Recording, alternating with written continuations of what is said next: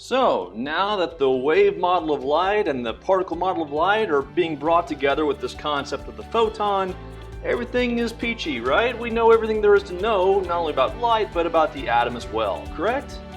Wrong. That's not the way it is at all. So we still have more to figure out, like what this all has to do with atomic structures, like the electron. So stick around, we got more to cover.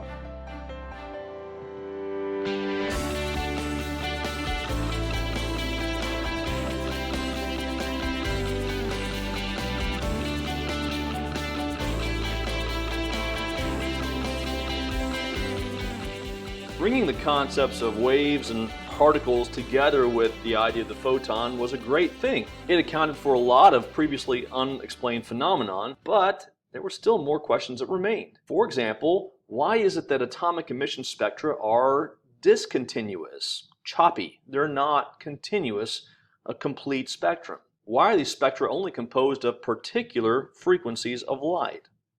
A Danish scientist named Niels Bohr got the ball rolling, so to speak. He was actually working with Ernest Rutherford. Bohr proposed the idea of a quantum model for the hydrogen atom.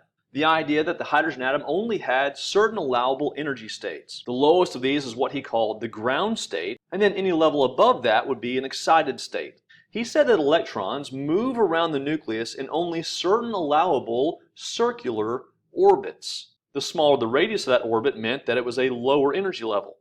Thus, the larger the radius meant a higher energy level. So even though the hydrogen atom only has one electron, it can have different energy states in which that electron can be. But remember, as we said, never in between energy states. It's either one or the other. Bohr is actually pretty effective in predicting some things about hydrogen. He was even able to predict the particular frequencies of light in hydrogen's emission spectrum. In his calculations, he used a number. We'll designate it with an N, but we call it the quantum number. This quantum number basically will identify a particular energy level within that atom. And in terms of quantum numbers, the ground state would be N equals 1. And then the first excited state would be N equals 2. The second excited state, N equals 3. You get the idea? Bohr said that an electron can transition from one energy state to a higher energy state depending on the amount of energy absorbed by that atom. But as you may recall, we said it has to be a specific amount of energy. For the electron to transition from one energy level to another, it can't have any more energy or any less energy than it needs to make that transition.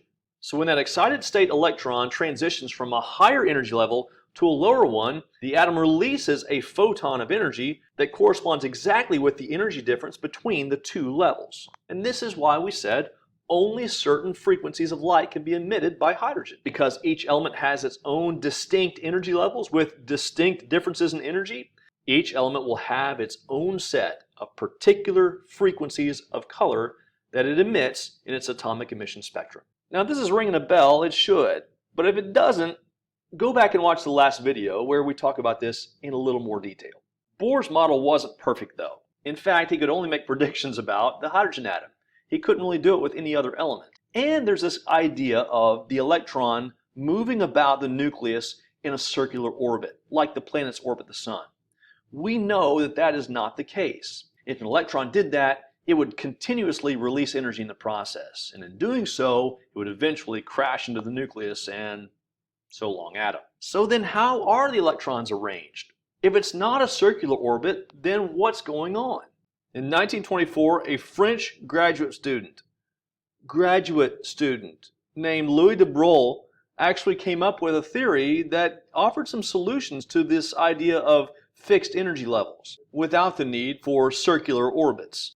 De Broglie was able to deduce that these quantized energy orbits, these electron orbits, had characteristics that were similar to waves. So if you have a certain frequency and that wave is fixed at a certain amount of wavelengths, then you have a fixed orbit. Then de Broglie recalled the whole conversation about light, wave nature, particle nature, and he wondered, could we have the same conversation about matter? Could particles of matter, like electrons, behave like waves? By the way, when we use the term particle, we have to be a little bit careful about it. We don't necessarily mean a small grain or a speck, dust, what have you. What we mean is a small, fixed amount of matter. De Broglie's research led him to predict that all moving particles have wave-like characteristics. even you and me. He summarized it in this equation. Bruy said that a wavelength of a moving particle can be calculated by taking Planck's constant, 6.626 times 10 to the negative 34th joule seconds, and dividing it by the mass and the frequency of that particle. Now, if you're wondering why we don't get all wavy when we're walking around, look very carefully at the structure of this equation. Notice that the wavelength is related to the inverse of the mass. So therefore, the larger the mass, the smaller the wavelength. Let's say we have a pretty good sized adult human, 100 kilograms, roughly 220 pounds, and that human is traveling at about 10 meters per second. The wavelength of that person would be 6.626 times 10 to the negative 37th meters. There's no way we can detect that. That's way, way too small. And that's why we don't notice the wavelength of large objects. On the other hand, a fast-moving electron, an electron moving about 2 million meters per second, which is not unheard of, that would have a wavelength of about 3.64 times 10 to the negative 10th meters. That's definitely doable for us. We can measure that. So that's why we can detect the wavelength of an electron, but not the wavelength of a typical human. But studying very small quantum-sized things like an electron come with a great deal of challenges. One such challenge was brought forth by a man named Werner Heisenberg.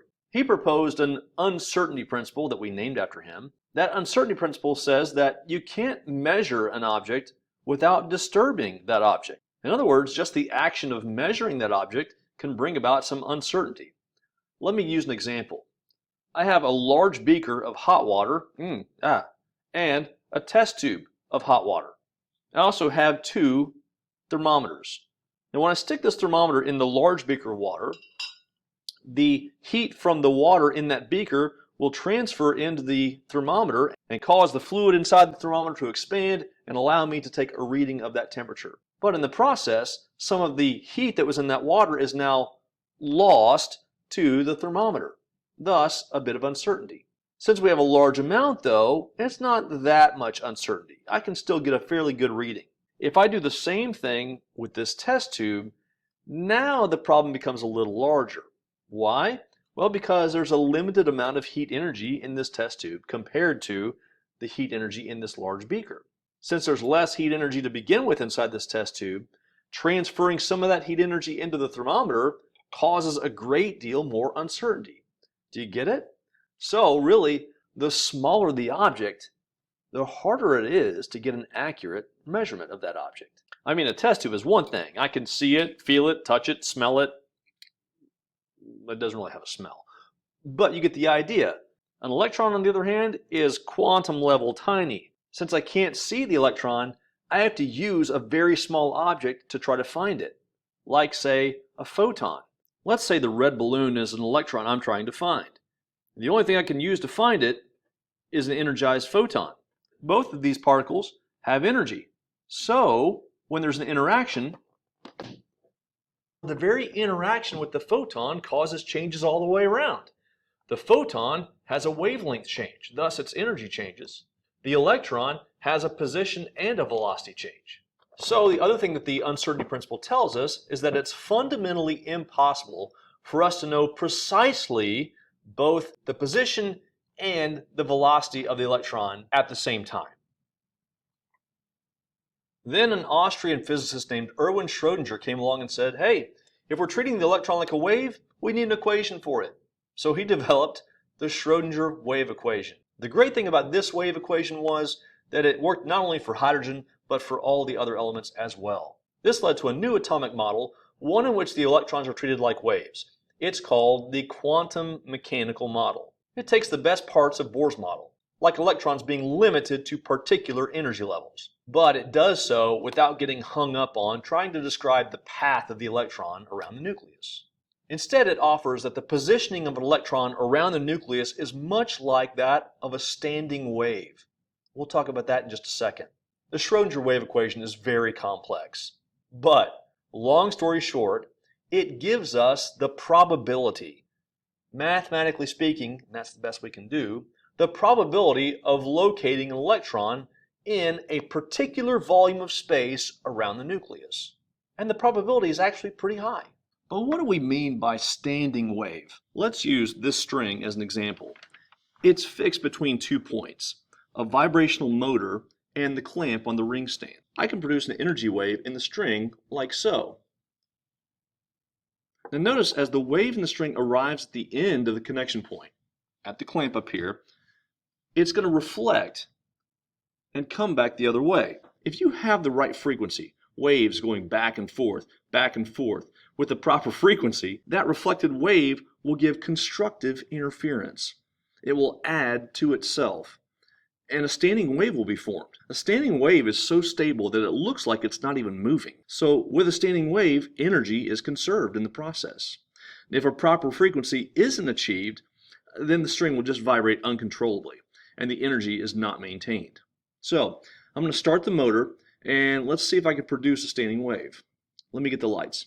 As I start the motor, you can see that until I achieve a frequency capable of producing a standing wave, the string just kind of vibrates uncontrollably. But watch. Here I have a very simple standing wave. See how it looks like it's not even moving? See how smoothly it functions? This is not a freeze frame, by the way. This is what we call the first fundamental. Now, I can even have other possible frequencies capable of producing a standing wave, just like I can have multiple energy levels in an atom. For example, here's 2 fundamentals, and here's 3 fundamentals. Now, relating the string to the electron, it seems then that in an atom, the electron is so fast that it's able to constructively interfere with itself, to add its wave energy to itself, and has the proper frequency to produce a standing wave. So it conserves energy, allowing it to maintain orbit. But in between those exact frequencies needed to achieve a standing wave, all I get is distortion, destructive interference. And this is why the electron can't be in between each of those energy levels, the proper frequencies for standing waves.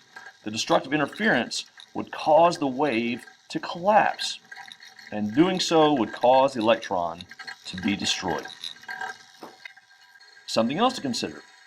Even though I know the string isn't in every part of that standing wave in one single instance, nevertheless, if I were to stick my finger into that standing wave, it would collide with the string because of the speed of the string's vibration. Sort of like you don't stick your finger in a fan while it's running. So too, we make the assumption that the electron is going to be present throughout its wave. If I try to stick my finger, look at that, I just changed the frequency. So the wave function then predicts these 3-dimensional regions around the nucleus. These regions are called orbitals. And within a particular quantum number or energy level, you could have multiple orbitals. These orbitals are like a cloud of probability, and the densest part of that cloud is where the electron is most likely to be. That's all the time we have for this video. Today we talked about how electrons can be treated as waves. We talked about the Bruy equation, which tells us that moving objects can have a wavelength. That goes double for things on the quantum level, like the electron. We discussed the Heisenberg uncertainty principle, how the very act of measuring an object causes us to disturb that object, and how it's impossible for us to know precisely the velocity and position of an electron at the same time. Finally, we discussed the Schrodinger wave equation, how it gives us probable locations of the electron's position around the nucleus, and how those volumes or spaces around the nucleus are divided into what we call orbitals. In our next video, we're going to give a lot more detail about quantum numbers and sublevels and orbitals. It's sort of like having a large building with rooms in it. You have floors, you have rooms within those floors, and hopefully after our time together in our next video, you'll understand these things a little better. So until next time, God bless.